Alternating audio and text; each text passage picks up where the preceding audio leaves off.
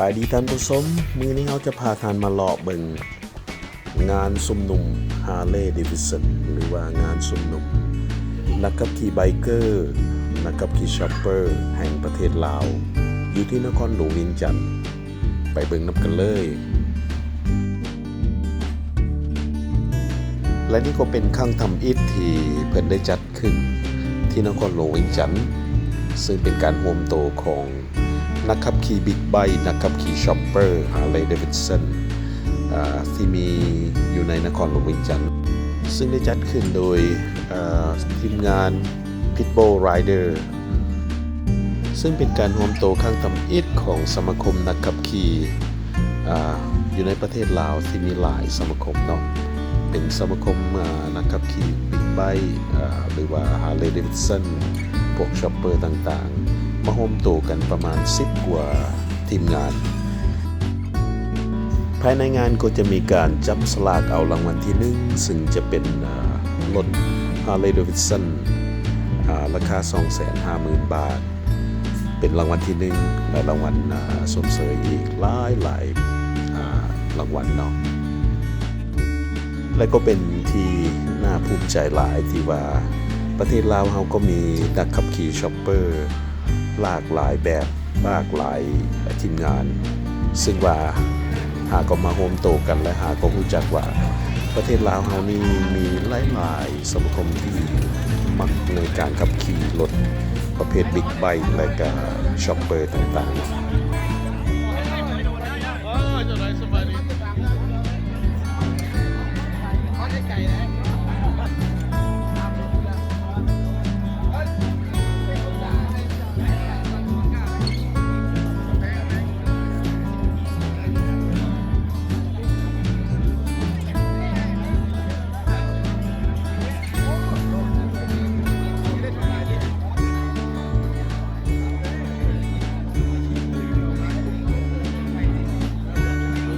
ต่อไปเราก็จะมี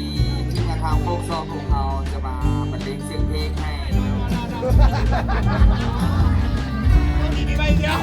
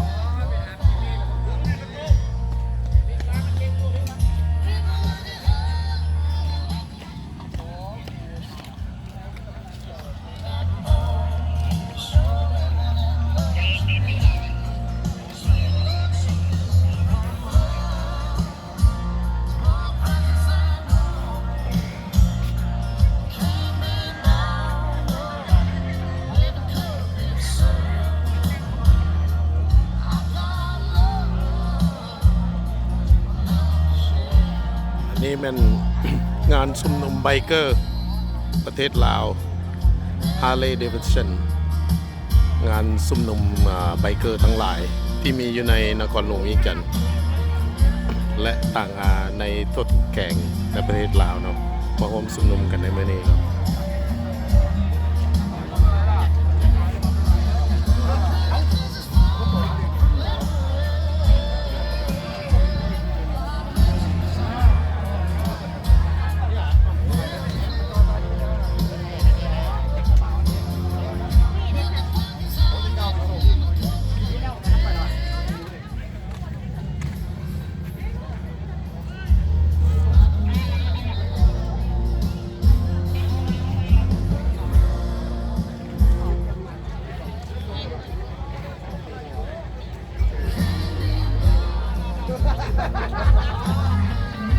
ดีไปเดียวเอาของน้ำเลยใช่แล้วสั่งลูกเลย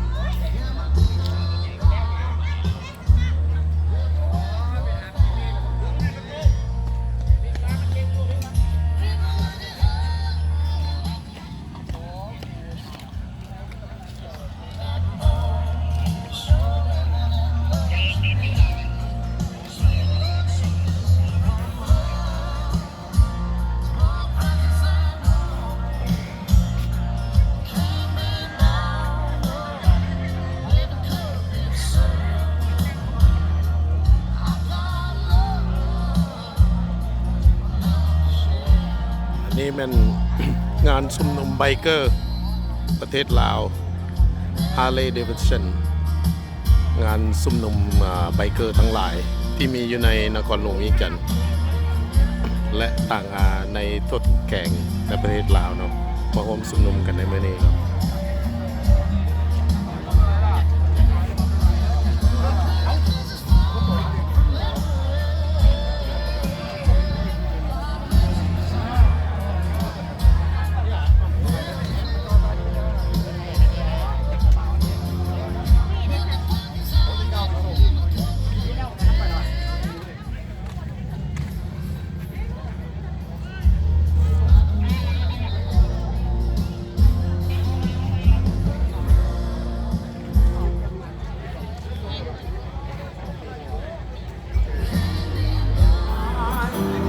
มีเพื่อนเด็กอย่างนายที่มีเราแรงยอมใจฟังร้ายเอากลายเป็นดี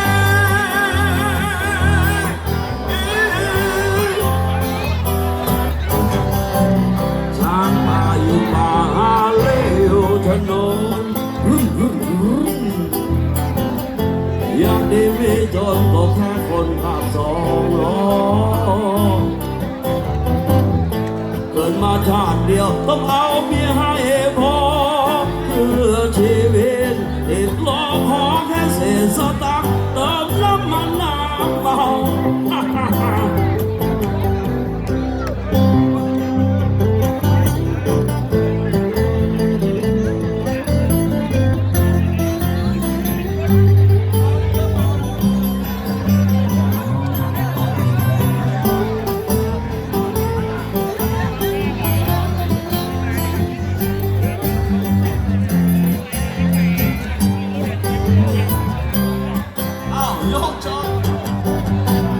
ดอกนี้แม่เพื่อนและมิตรภา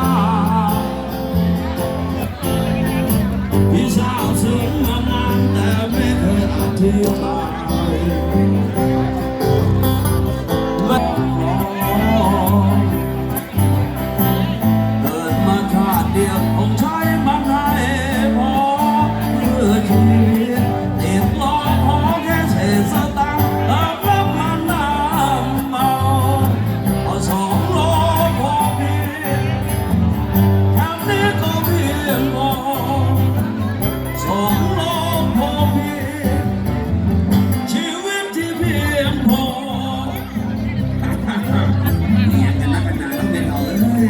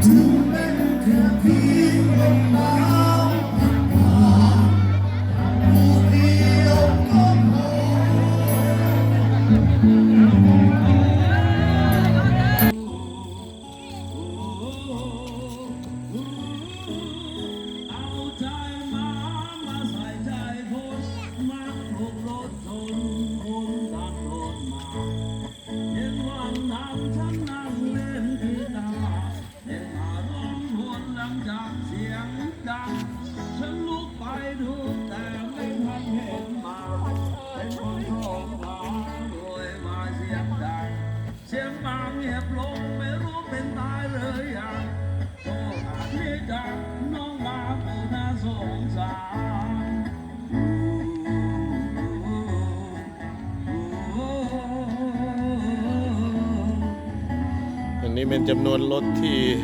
มาร่วมงานอยู่ที่ส่วน 3434 นครหลวงเวียงจันทร์งานซุ่มนุมสมาคมฮาร์เลย์ประเทศลาว งานนี้เป็นครั้งแรกของสมาคมรถฮาร์เลย์เนาะคนที่มักรถช็อปเปอร์แห่งประเทศลาวครั้งสำคัญที่จัดร่วมซุ่มนุมมีเกือบ500 คันที่มาร่วมกันอยู่ที่นี้ ผู้คนมาเต็มมีแต่นักขี่ไบค์นักขี่ช็อปเปอร์แห่งประเทศลาวรุ่นใดก็มีเนาะมีทั้งฮาร์เลย์มีBMมีทั้งฮอนด้ายามาฮ่าก็มีรถยุโรปก็มีหลายก็เราจะเป็นรถฮาร์เลย์ประมาณ 5-60% จะเป็นรถฮาร์เลย์เนาะ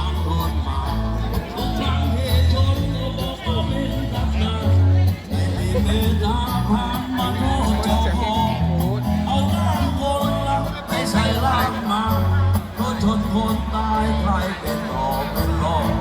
ไม่มีคนเห็นเขาเรียกยักษ์เดียสองเกียกเป็นข้างเลยรถเก๋งยังใส่ตีนมาอัดเอาใจมามาใส่ใจไม่รักใครได้อีกแล้วมีหมดให้หมดเลยต้องโซดน้ำห้าวอกหักเธอแล้วเจ็บไม่ล่าหัวใจเธอก็อยู่ของเธออายเรามันแสหาเรื่องชอบไปทำสิ้นเปลืองเอารักไปฝากทำไมแค่เขาทำเขินพวกคิดเกินไปใหญ่แล้วไงต้องมานั่งรักชอน้ำตาเอาไปจดจำไว้นะใจเท่ากันบอกและย้ำให้จำฝังใจ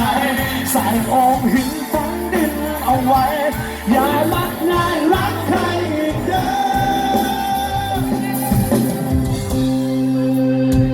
คงอีกนานเหมือนกันหัวใจจะหายแอบสูถึงจะเจ็บอย่างไรก็ขอบใจเธอที่สวยสางสวยซ้อนหัวใจคนเสิร์ภาพคุณของเธอจะจดจำฝังใจ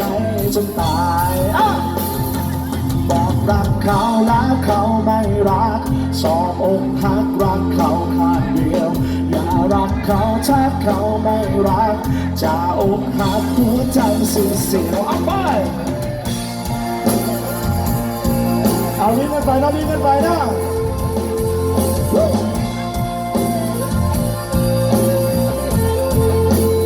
ขอเสียงคนที่อยากได้ฮาร์เลย์เลยครับคืนนี้ดังๆเลย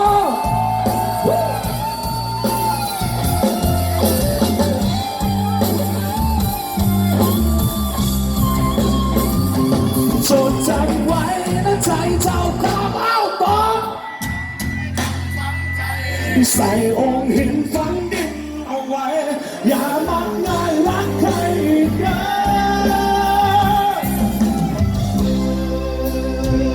คงนานเหมือนกันหัวใจจะหายอาศัยจึงจะเจ็บอย่างไรก็ขอบใจเธอที่สวยสร้างสวยซ้อนหัวใจคนเสิร์ภาพคุณของเธอมันจะจดจำฝังใจจนตายโอ้โอ้ละเดินบ้าสะใจหัวใจบางปลาย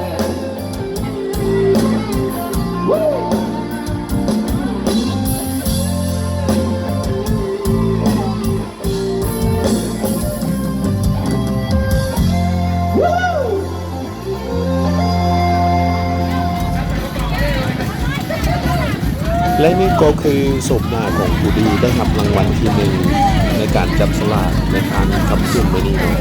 ซึ่งเป็นรถฮาร์เลย์เดวิดสัน ของแท้จากอเมริกันราคาประมาณ 250,000 บาทนับว่าโชคดีหลายครับเป็นนักกพีหญิง ซึ่งเป็นมาจากทีมงานในไรเดอร์นครหลวงเวียงจันทร์ขอแสดงความยินดีนำเด้อโชคดีหลายงาน